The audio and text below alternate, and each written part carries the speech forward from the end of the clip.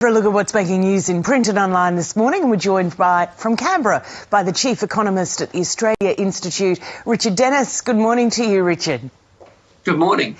I think everyone is predicting there will be a rate rise tomorrow, aren't they? It's the question of how much.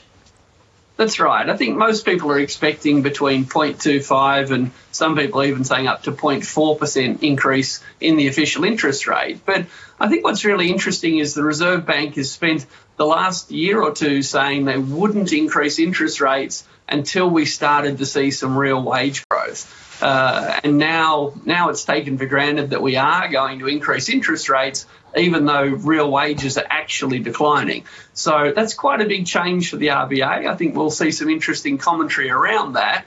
But the real question is going to be, what are we going to do to increase real wages if we're going to start increasing interest rates now? Yes, a perfect storm facing consumers, high interest rates and, of course, Richard, those ever-increasing gas prices. Let's turn our attention to the front of the Financial Review. It has Santos, energy giant trying to drill more to help ease this crisis.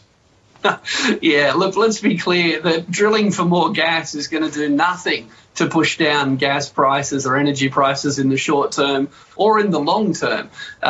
Since Australia linked itself up to the world market back in 2016, since companies like Santos spent a combined $80 billion building enormous gas infrastructure to export gas from Gladstone in Queensland, ever since then, the price of gas on our east coast has been linked to the world price. So the big gas companies are making huge windfall profits at the moment because the price of gas is far higher than they expected. But of course, there's cold comfort there for households and industry.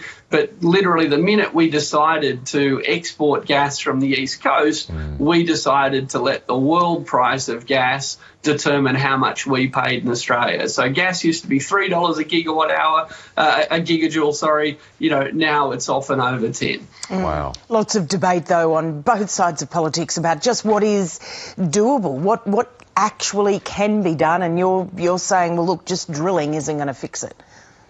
Drilling can't fix it. A, it takes a long time to drill, and B, when we drill for the gas, we're not going to push the world price down. So the previous government implemented some policies to help constrain prices in situations just like this. What we're clearly seeing is that those policies don't work. But even go back to 2015 when all this stuff was getting built, the gas industry assured us that exporting gas would not play a dominant role in setting gas prices in Australia. That's just not true. OK, let's finish up with the Sydney Morning Herald. It has a story of great interest to all of our New South Wales viewers. The state government there moving to try to address the healthcare crisis. Well, that's right, but I think it's probably of interest to everyone because after the South Australian state election, incumbent governments realised that campaigns to spend more money on health are very, very popular, and the South Australian Labor opposition made increasing hospital funding and fixing hospital ambulance ramping at hospitals their number one thing, and it worked. They returned to office after only one term in opposition. Dominic Perrottet has been highly criticised for his handling of health during COVID, and I think he's determined to not make the same mistake. Richard Dennis, great to have you on the program. Thank you. Thank you.